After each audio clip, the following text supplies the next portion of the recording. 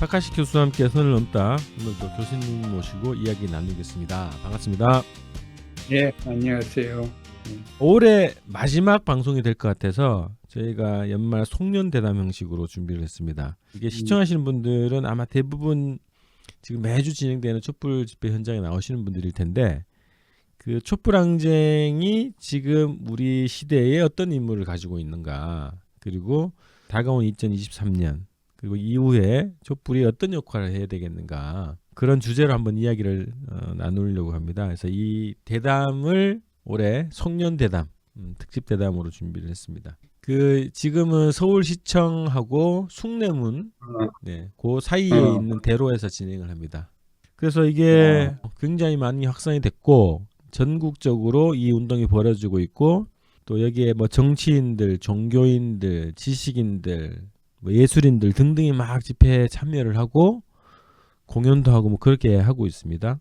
그리고 저희가 윤석열 퇴진을 위한 100만 범국민 선언을 지금 하고 있어요. 그 운동을 벌이고 있는데 우리가 한 8월부터 이제 천천히 시작해서 지금까지 한 18만 명 정도가 참여하셨어요. 서명운동에.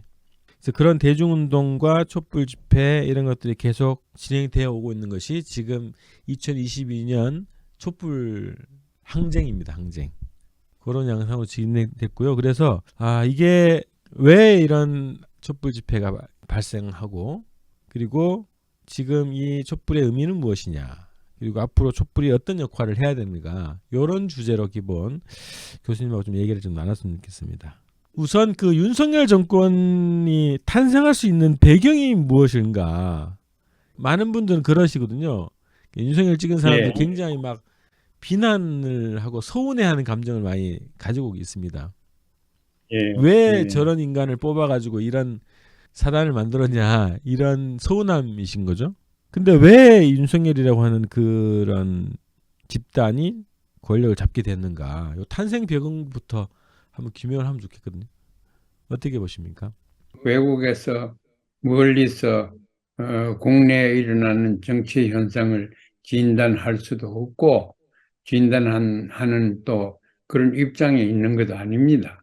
그러나 윤석열 정권이 나온 것은 선거민들이 윤석열을 뽑은 것이 아니고, 그래서 선택의 대상에서 선호해서 뽑히는 것이 아니고, 이것도 안 되겠다, 저것도 안 되겠다, 윤석열이가 남아서 뽑혔습니다. 그래가지고 결국 남았는 것이 이러니까 이것도 한번 보자, 뭐 어떻게 하는가 보자, 그런 식으로 아주 기대를 크게 하지 않았습니다.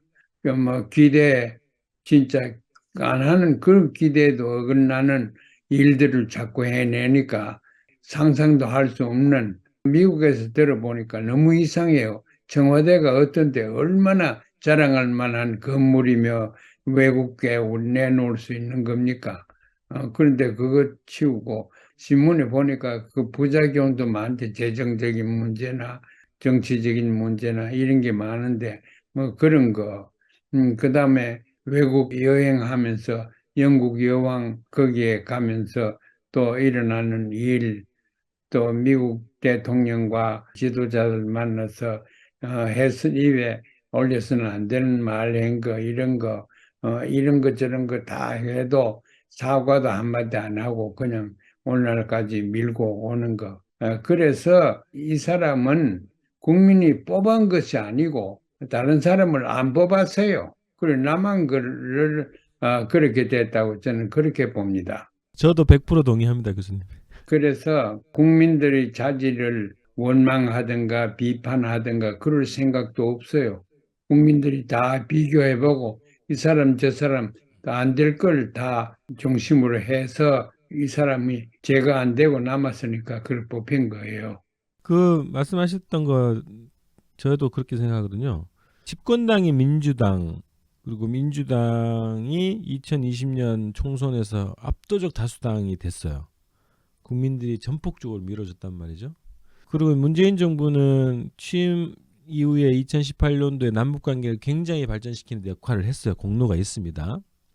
근데 결정적으로 미국이 그 개입을 하고 간섭을 하면서 한미 워킹 그룹을 도입하고 이때부터 남북관계도 다 차단이 됐고 개혁 정치도 다 차단이 됐습니다.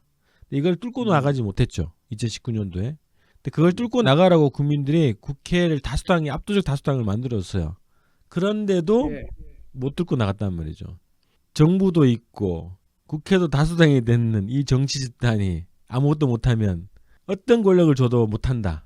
그거에 대한 실망과 비판이 엄청 쌓여 있었다는 거예요. 분노로. 문재인 대통령 행정부에서 아주 못했어요. 이렇다 할 정책을 하나 일관성 있게 밀고 나가지 않았습니다. 경제 정책도 그렇지, 통일 정책은 말할 것도 없고, 통일은 뭐 곧 될 것 같이 해놓고 판문점에서 평양에 가가 백두산에 뭐 말할 수 없이 국민들한테 흥분시켜 놓고 아무 조치를 못했어요. 못한 게 아니죠. 안 했지요. 왜 안 했느냐? 그걸 몰랐어요. 해야 되는 거 대통령이 통일 문제는 대통령이 피할 수 없이 해야 된다는 헌법에 딱 묶어놨는데 그 이행 뭐 하나도 못했습니다. 국민들은 여러 가지 다른 경제 정책이나 등등으로 불만을 가졌겠지만은 저는 이분이 통일 정책을 계속 추구를 안 했는데 결정적인 실책이라고 그렇게 생각했습니다. 그게 이제 이따 뭐 뒤에서 얘기하겠지만 그 앞으로의 촛불의 핵심 과제 중에 하나인 것 같아요. 남북관계 통일 문제를 해결하는 네, 역할을 하는 문제. 그 다음에 이제 윤석열 탄생 배경 중에 하나는 저는 진보도 있다고 봅니다. 진보 정당도 그 책임에서 벗어날 수 없다고 보거든요. 예, 진보 정당들이 이 전체 판에서 정치 검찰 세력들이 검찰 쿠데타를 벌이는 과정이었단 말이죠. 지난 대선 자체가. 근데 그거에 대해서 전면적으로 그거를 가장 앞장서서 막는 역할을 하지 않았어요. 방기했다는 거죠. 그럼 진보의 역할이 국민 대다수의 그 요구, 거기 그 요구를 실현하기 위해서 당리 당략을 다 떠나서 온몸을 던져서 싸우는 것이 진보의 진면목인데 그 역할을 안 해버렸다는 거예요. 그거를 시민들이 다 저는 봤다고 보거든요. 그럼 저 예. 집단들도 그냥 자기 이익만을 쫓는 집단이네. 진보 정당이라고 하는 세력들도 그 여기도 실망이죠. 그 똑같이 민주당뿐만 아니라 진보 정당도 심판받았다고 봅니다. 제도화가 안 돼서 그렇지 진보적인 인사들은 있었지요. 개인들은 있었지만 그걸 조직을 못했지요. 정부가 국민이 그렇게 지지를 해주는데 조직을 못해. 왜 못했냐면 진보를 원하지 않았어요. 대한민국의 보수 정당 둘이가 있는데 미국하고 꼭 같습니다. 보수 정당이죠. 미국에도. 그건 이제 미국을 닮았을 뿐만 아니라 모든 게 다 닮았죠. 선거 제도도 미국처럼 미국이 단일 선거구입니다. 한 사람 뽑는 것이요. 한 선거 지역에서 대한민국도 그렇지 않습니까? 그것 때문에 보수 양당을 못 벗어납니다. 여러 당에서 소수 당의 당원들이 당선되는 가능성이 있어야 됩니다. 선거구에서 3명, 5명 이렇게 뽑으면은 1등으로는 안 뽑히도 2등, 3등으로 뽑힐 수 있거든. 국회의원이 다 될 수 있다고. 소수들이 그렇게 국회의원이 나가는 겁니다. 정식으로 당선이 돼 가지고. 중선거가 옳게 하면은 이런 보수 양당 제도화되는 것을 막을 수가 있습니다. 또 그것도 그런 문제가 있고 국민들이 실망을 해가지고 한거 운동도 하고 이젠 결국 촛불이 나왔지 않습니까? 그런데 촛불에 대해서 우리가 큰 자부감을 가져야 됩니다. 촛불이 뭐냐? 미국에서는 사람 죽었는데 장례식에 고인을 잘 모시고 또 그분의 생을 축하하기 위해서 촛불을 들고 나옵니다. 큰 난동이 미국 의회에 일어났지 않습니까? 난동이 일어나서 상권 분립은 물론이고 민주주의를 완전히 파괴시키려고 선거를 다 했는데 그걸 승복을 하지 않은 트럼프가 앞장서 가지고 비민주 운동을 했거든. 그래서 그때 촛불 캔들라이트 버진 촛불이라고 그럽니다. 촛불을 들고 나왔어요, 사람들이. 수백 명이 나왔죠. 의회에 그때 나오면서 제가 이것저것 보니까 소개를 한국에서, 대한민국에서 민주주의를 위한 촛불을 한 거를 좋은 생각이라서 그를 따라한다. 그건 미국이 우리를 따라왔어요. 촛불 시작했다고. 그 옛날에는 사람 죽은데 그걸 사용했는데 불과했는데 이제는 민주주의를 선양시키는데 이걸 사용했어요. 벌써 원래 미국에서 의회에서 사용했습니다. 그런데 이게 이제 한 사람 한 사람이 촛불을 들고 나오지 않습니까? 촛불이라는 거는 들고 나와서 자꾸 꺼지니까 꺼지면 옆에 사람이 또 붙여주고 이래 협력하는 그런 모습이 보입니다. 그렇게 돼야 돼요. 잘못하는 것을 저항하는 그런 방향으로 대한민국에서 만들었습니다. 그 찬양하고 추모하는 그 정신에서 저항하는 정신으로 바꾸었습니다. 지금 캔들라이트 버지를 구글에 들어가 보세요. 한국말이 꼭 나옵니다. 한국에서 만들어진 거예요.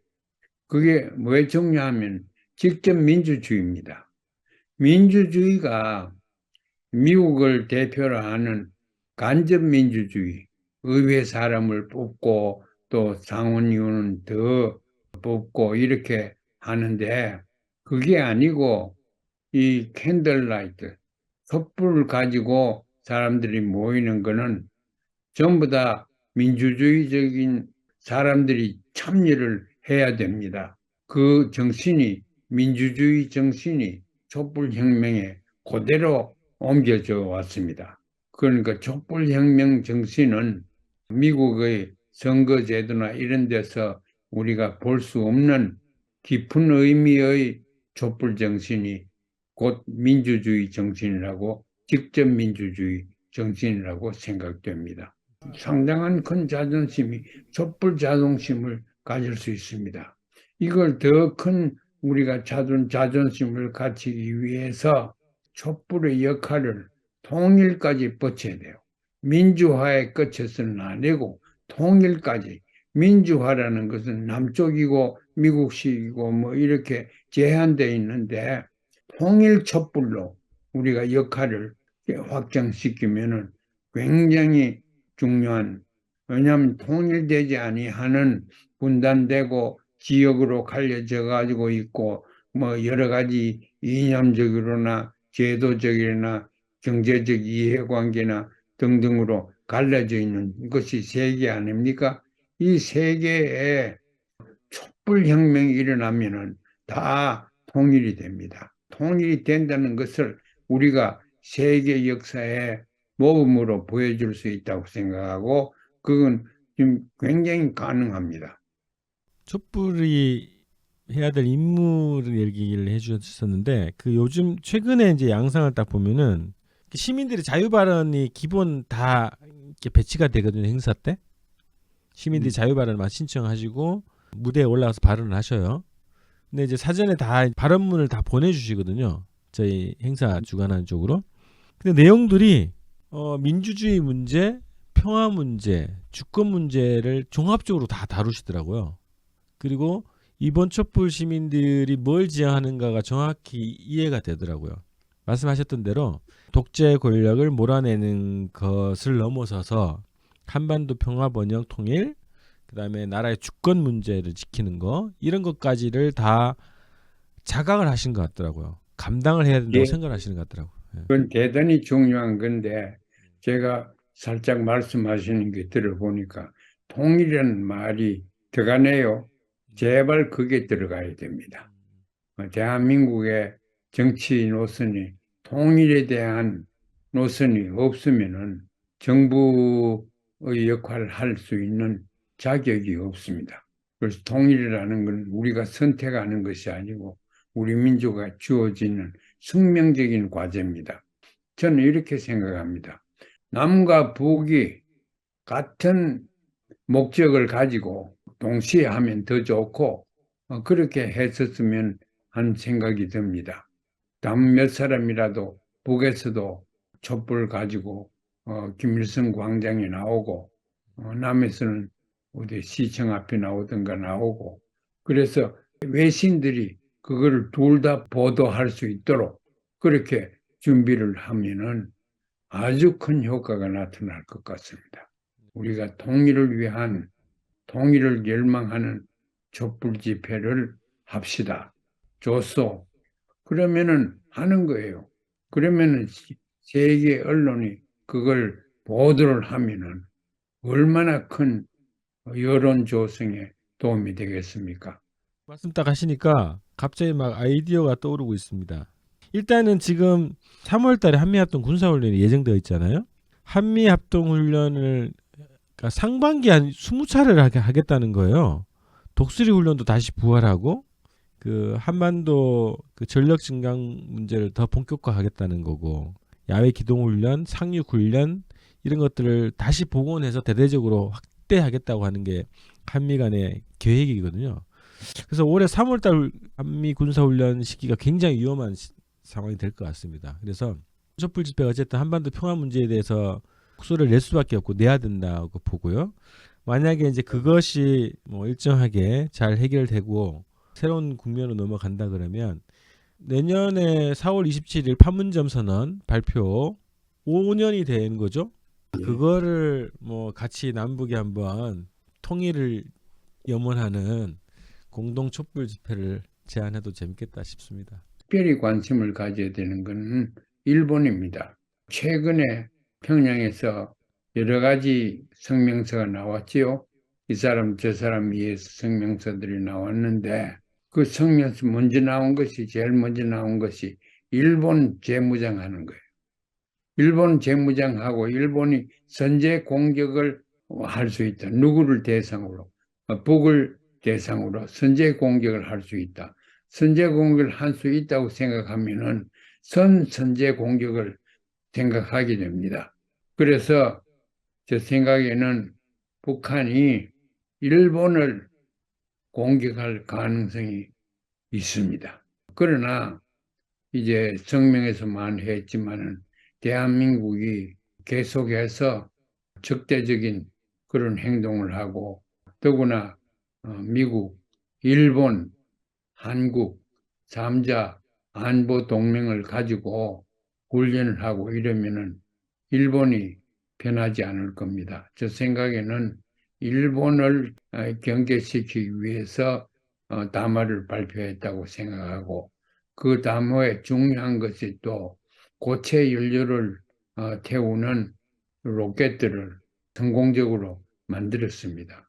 그러니까 이제 그 정도 중거리는 일본을 얼마든지 공격할 수 있고 한데 북한의 정서가 국가의 정서도 당의 정서도 국민들의 정서도 항일입니다.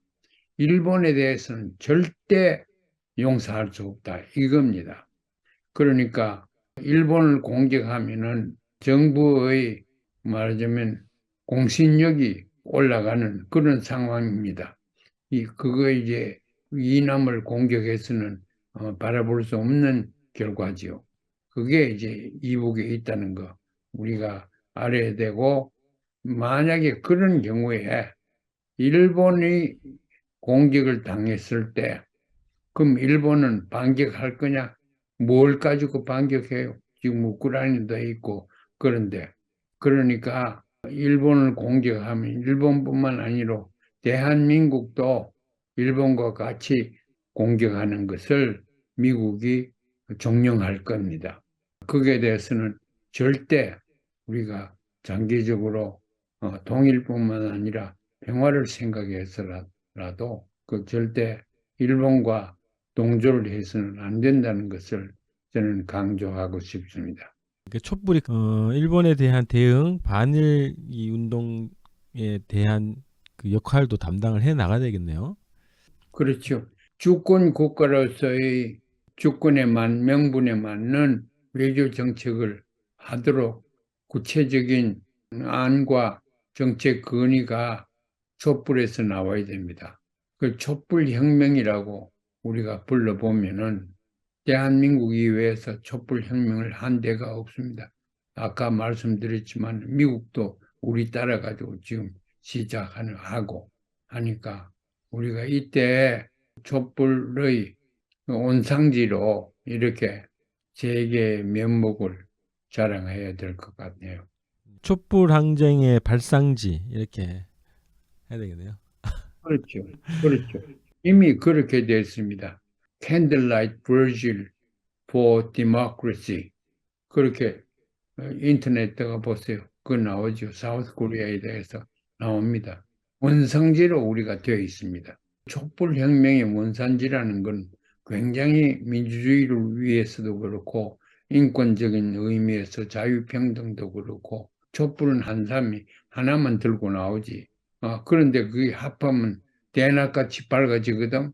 전체가 하나의 덕을 그렇게 보는 거.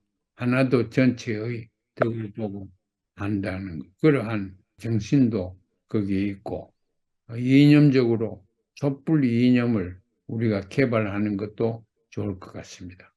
통일 이념으로 발전될 수 있다고 생각합니다. 임기 초반이잖아요. 아직은 정부가 임기 초반인데 정권 퇴진이라는 아주 최고 수준의 정치 요구를 걸고 지금 촛불 집회가 막 전개되고 있는데 이게 어떤 의미라고 보셔요?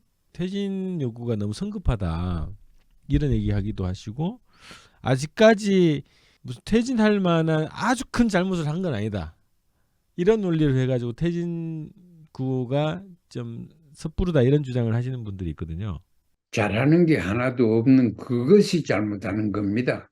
국가의 표를 다 받아가지고 주권이랄까 그걸 행사할 수 있도록 임무를 줬는데 주권 국가로서의 나라 역할을 국제사회에서 못하면은 그거보다 더 실패가 없습니다. 12구 그 참사 사건 그것도 잘못됐대요. 보니까 그것도 잘못된 거 뭐 따지자면 있지요. 있는데 일을 안 했는데 일을 할 능력도 없고 할 생각도 없는데 가장 큰 죄가가 있습니다.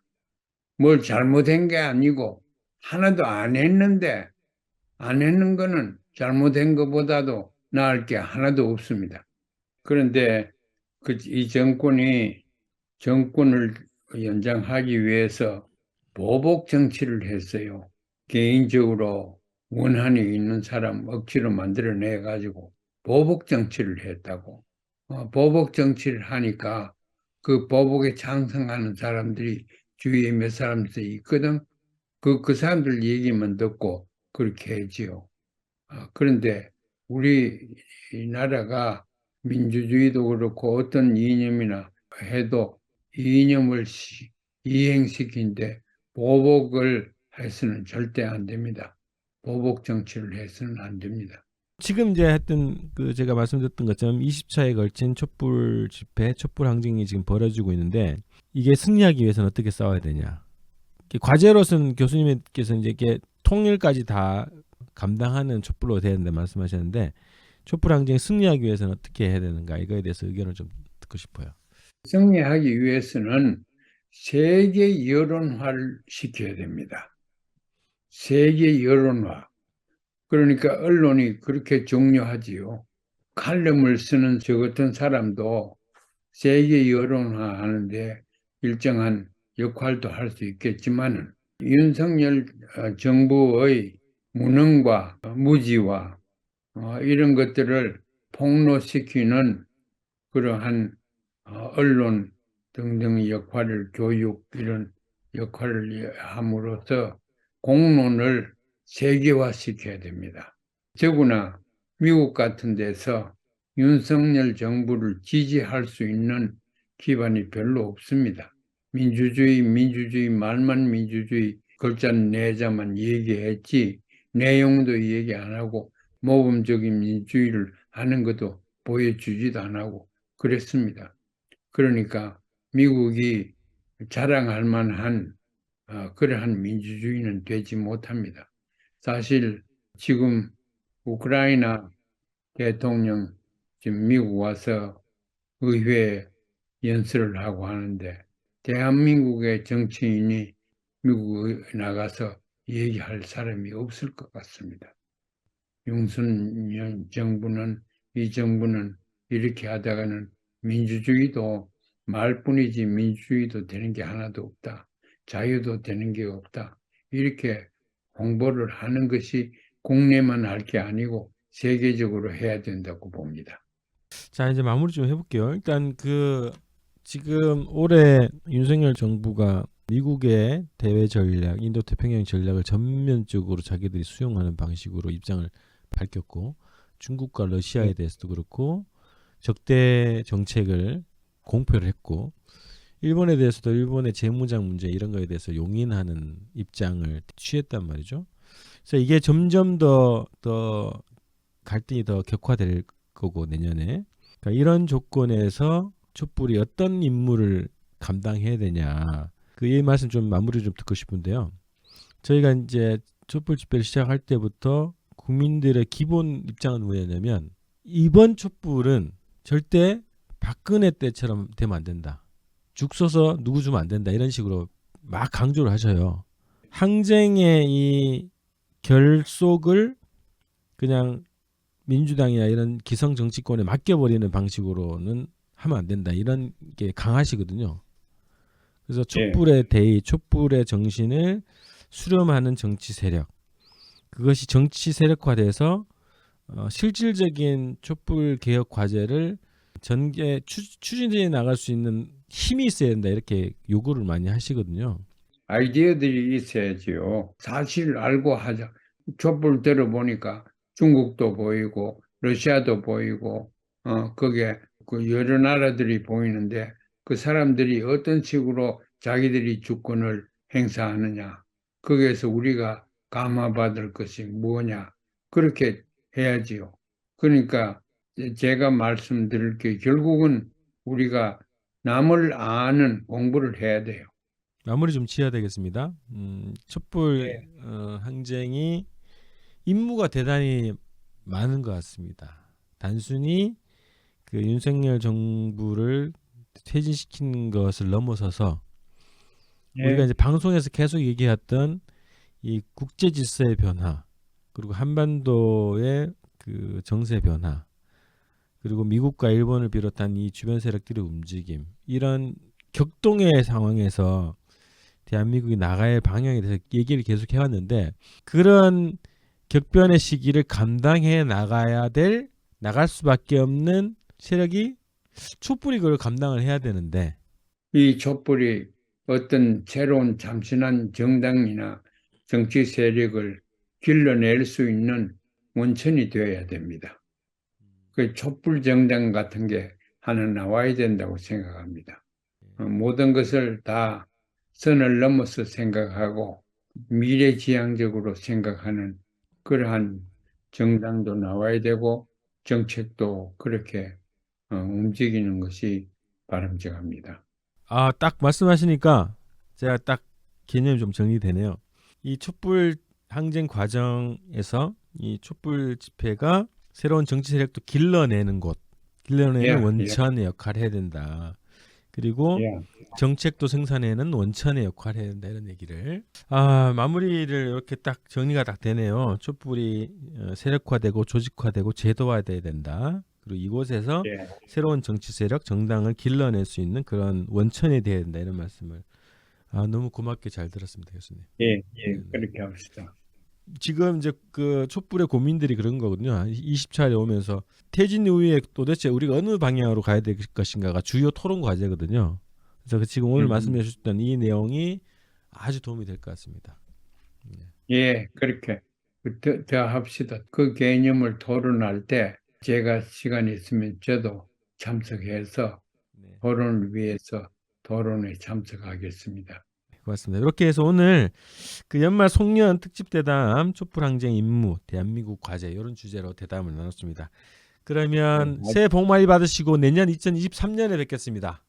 네, 감사합니다. 고맙습니다. 네.